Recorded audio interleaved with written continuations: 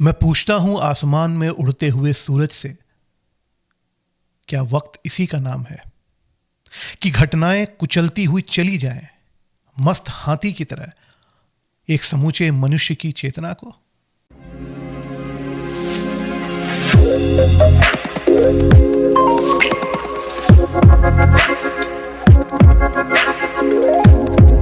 आज 9 सितंबर है और आज पंजाबी साहित्य की एक बहुत बड़ी शख्सियत का जन्मदिन होता है। अवतार सिंह संधू, जिन्हें हम उनके पेन नेम या तखल्लुस कहें पाश के नाम से भी जानते हैं, आज ही के दिन सन 1950 में जालंधर ज़िले के तलवंडी सालेम नामक एक गांव में पैदा हुए थे। पाश कुछ उन चुनिंदा क्रांतिकारी शायरों में से एक हैं जिन्होंने अपनी छोटी सी ज़िंदगी में ही कम लेकिन बेहद ही प्रभावशाली क्रांतिकारी पोइट्री लिखकर न केवल पंजाब बल्कि पूरे भारत में जागरूकता की एक नई लहर पैदा की थी। जिस तरह क्रांतिकारियों में भगत सिंह की जगह है, ठीक वैसा ही स्थान शायरों में अगर कहा जाए तो पाश का है। उन्होंने मजदूरों और किसानों के अधिकारों के लिए अपनी कलम चलाई। उनका मानना था कि बिना संघर्ष के कुछ नहीं मिलता। 1970 में 18 साल की उम्र में उन्होंने अपनी पहली क्रांतिकारी कविताओं की एक किताब लौह कथा प्रकाशित की। उनकी उम्र और भड़काऊ शैली ने सत्ता को हिलाकर रख दिया और जल्दी उन पर हत्या का आरोप लगाया गया। उन्होंने लगभग 2 साल जेल में बिताए और आरोप तो साबित हुए नहीं, तो उनको बाद में बरी कर दिया गया।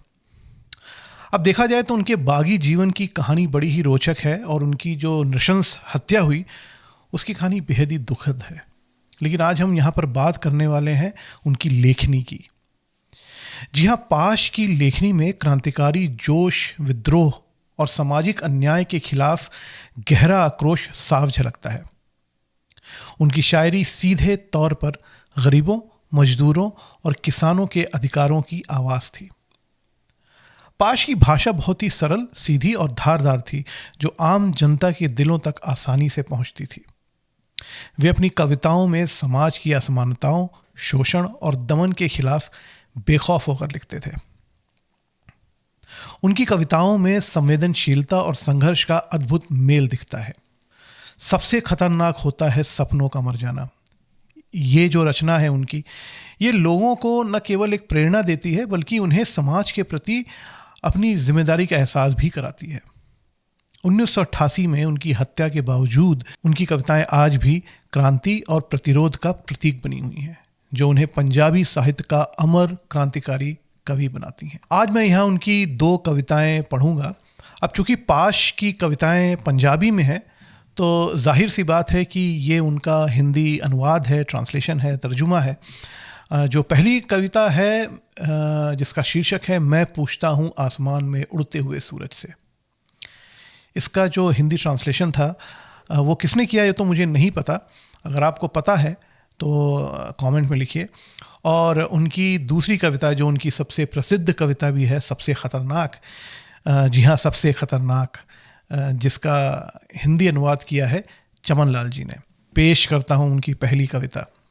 मैं पूछता हूँ आसमान में उड़ते हुए सूरज से, क्या वक्त इसी का नाम है कि घटनाएं कुचलती हुई चली जाएं, मस्त हाथी की तरह एक समूचे मनुष्य की चेतना को, कि हर सवाल केवल परिश्रम करते देह की गलती ही हो। क्यों सुना दिया जाता है हर बार पुराना लतीफा, क्यों कहा जाता है कि हम जीते हैं। जरा सोचें कि हम में से कितनों का नाता है जिंदगी जैसी किसी चीज के साथ। रब की वह कौन सी रहमत है जो गेहूं गोड़ते फटे हाथों पर और मंडी के बीच के तख्तापोश पर फैले मांस के उस पिलपिले ढेर पर एक ही समय होती है। आखिर क्यों बैलों की घंटियों पानी निकालती इंजनों के शोर में घिरे हुए चेहरों पे जम गई है एक चीखती खामोशी। कौन खा जाता है तलकर टोके पर चारा लगा रहे कुतरे हुए अरमानों वाले पट्टे की मछलियों। क्यों गिड़गिड़ाता है मेरे गांव का किसान एक मामूली पुलिस वाले के सामने। क्यों कुचले जा रहे आदमी के चीखने को हर बार कविता कह दिया जाता है? मैं पूछता हूं आसमान में उड़ते हुए सूरज से। और अब सबसे खतरनाक,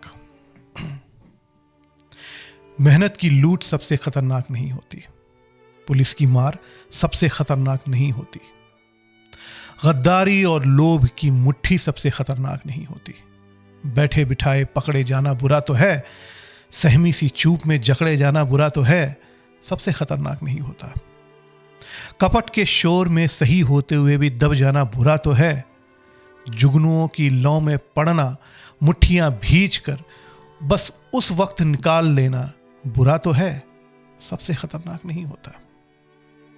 सबसे खतरनाक होता है मुर्दा शांति से भर जाना, तड़प का न होना, सब कुछ सहन कर जाना, घर से निकलना काम पर और काम से लौटकर घर आना। सबसे खतरनाक होता है हमारे सपनों का मर जाना। सबसे खतरनाक वो घड़ी होती है जो आपकी कलाई पर चलती हुई भी आपकी नजर में रुकी हुई होती है। सबसे खतरनाक वो आंख होती है जिसकी नजर दुनिया को मोहब्बत से चूमना भूल जाती है और जो एक घटिया दोहराव के क्रम में खो जाती है। सबसे खतरनाक वो गीत होता है जो मरसिए की तरह पढ़ा जाता है, आतंकित लोगों के दरवाजों पर गुंडों की तरह अकड़ता है। सबसे खतरनाक वो चांद होता है जो हर हत्याकांड के बाद वीरान हुए आंगन में चढ़ता है, लेकिन आपकी आंखों में मिर्चों की तरह नहीं पड़ता।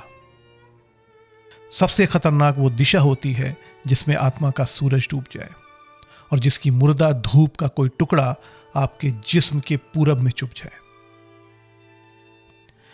मेहनत की लूट सबसे खतरनाक नहीं होती, पुलिस की मार सबसे खतरनाक नहीं होती, गद्दारी लोभ की मुट्ठी सबसे खतरनाक नहीं होती।